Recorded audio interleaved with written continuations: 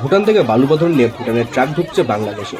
ভুটানের প্রায় 1000 ট্রাক প্রতিদিন পাথর নিয়ে ভারতের ভেতর দিয়ে সীমান্ত পেরিয়ে বাংলাদেশে গেলেও ভারতীয় কোনো ট্রাক পাথর রপ্তানির সুযোগ পাচ্ছে না। ফলে ট্রাক চালক এবং মালিকেরা অর্থনৈতিক ক্ষতির শিকার হচ্ছে। এরই জেরে সোমবার শিলিগুড়ির ফুলবাড়ির ভারত বাংলাদেশ সীমান্তে ভুটানের ট্রাক আটকে বিক্ষোভ দেখালেন ভারতীয় ট্রাক মালিকেরা।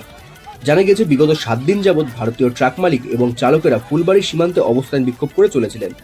7 দিন আগেও ভারতীয় ট্রাক চালক এবং মালিকেরা ভুটানের ট্রাক আটকে দিয়েছিল। সেই সময় পুলিশ এসে তাদের হটিয়ে দেয়। এরপর শিলিগুড়ি মেয়রের সাথে দীর্ঘক্ষণ বৈঠকের পর ট্রাক চালক এবং মালিকেরা অবরোধ তুলে নেয়।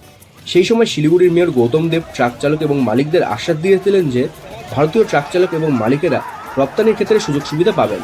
কিন্তু 7 দিন কেটে যাওয়ার পরও কোনো সমস্যার সমাধান না হওয়ায় সোমবার সকাল থেকে ভুটানের সমস্ত ট্রাক আটকে আবারও বিক্ষোভ দেখানো শুরু করে ভারতীয় ট্রাক চালক এবং মালিকেরা। এই ঘটনায় ব্যাপক উত্তেজনা ছড়ায় ফুলবাড়ির ভারত বাংলাদেশ সীমান্তে। খবর পেয়ে ঘটনাস্থলে পৌঁছায় নিউ জলপাইগুড়ি থানার পুলিশ। বিক্ষোভকারী ও অবরোধকারীদের পুলিশ সরিয়ে দিতে গেলে পুলিশের সাথে তাদের বচসা বাঁধে। এরপর পুলিশ বেশ কয়েকজন বিক্ষোভকারীকে আটক করে। এরই জেরে পরিস্থিতি নিয়ন্ত্রণের বাইরে চলে যায়। শুরু হয় ব্যাপক বিক্ষোভ। পরবর্তীতে পুলিশি হস্তক্ষেপে অবরোধ উঠে যায়। গোটা ঘটনায় ফুলবাড়ি ভারত বাংলাদেশ সীমান্তে আজ সকাল থেকে রয়েছে উত্তেজনা। বসানো হয়েছে পুলিশ পিকেট। বর্তমানে ভুটানের ট্রাক আবারও বালু পাথর নিয়ে বাংলাদেশে যাচ্ছে। রপ্তানির কাজ আবারও শুরু হয়েছে বলে জানা গিয়েছে।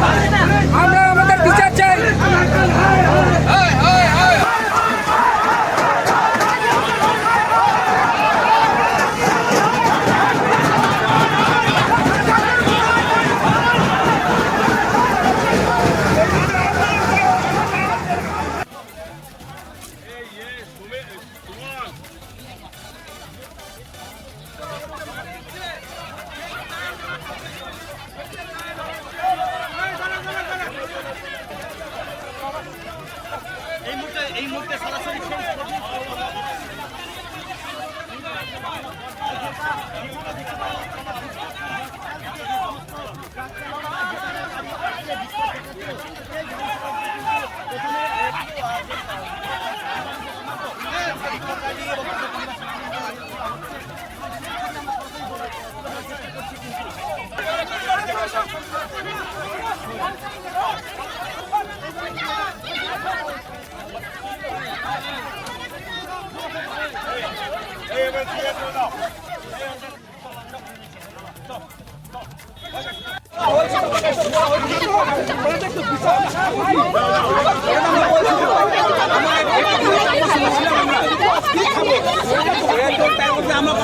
আমরা ছিলাম এখন আমরা আমি কেন শুনতে কোথায় শুনতে